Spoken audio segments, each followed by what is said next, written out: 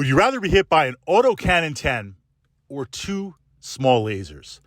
Now, of course, the plan is not to get hit at all, but in Battletech, it's not just about damage. It's also about the optimal range of receiving damage, whether you're attacker or defender, and understanding how different weapons impact based on location hits.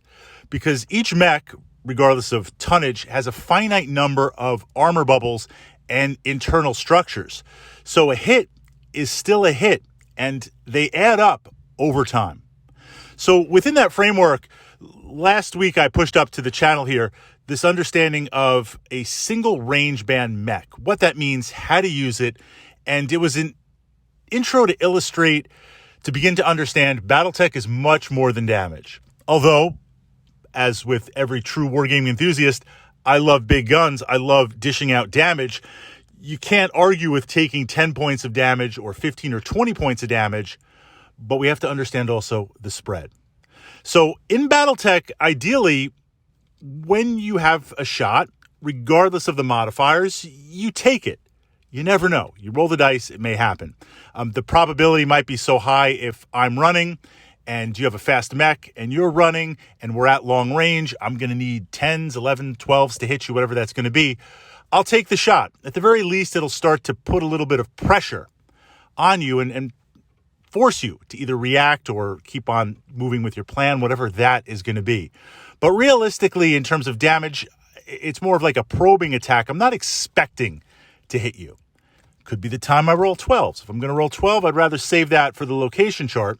But within that framework, there comes a point where now, based on the machine, this is the optimal spread.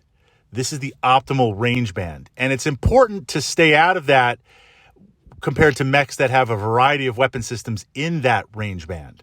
So what I mean by that is light mechs, medium mechs, as soon as you get to the higher end of mediums and definitely into heavies and assaults, well, now you've got the tonnage where you can mount a number of different weapons.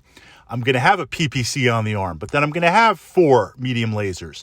I'm going to have an LRM 15 pack to work with that PPC.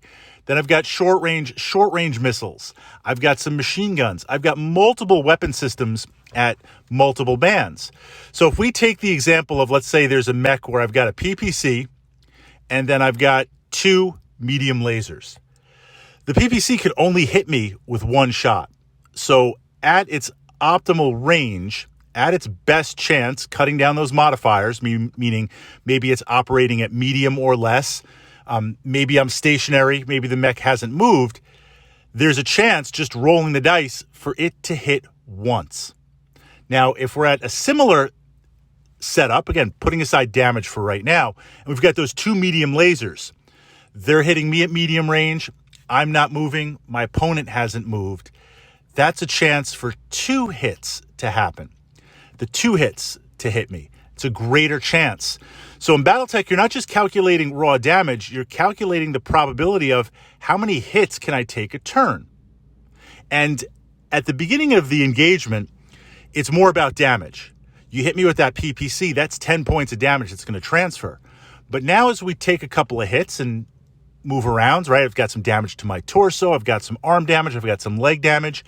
Eventually, my mech is going to reach a point where the next hit I take at that location is going to go to internals.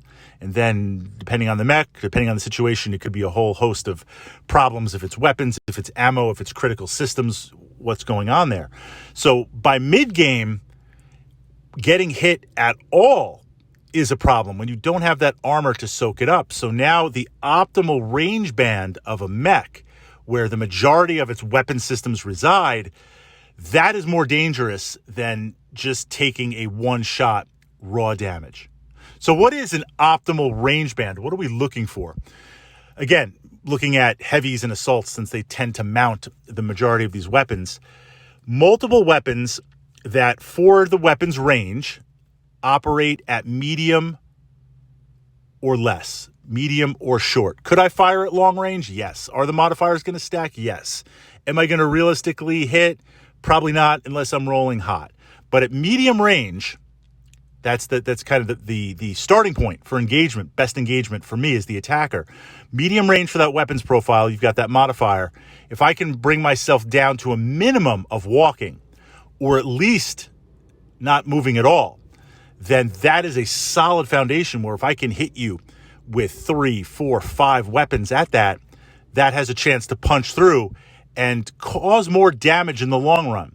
Because if I take one hit from a PPC, but I take 3 or 4 hits from medium lasers, even though it's not the same location, although it could be if I roll on the chart effectively, it's not the same location, but it's to those multiple locations. So as you look through the various mechs and the technical manuals, yes, absolutely. I love autocannon 20s.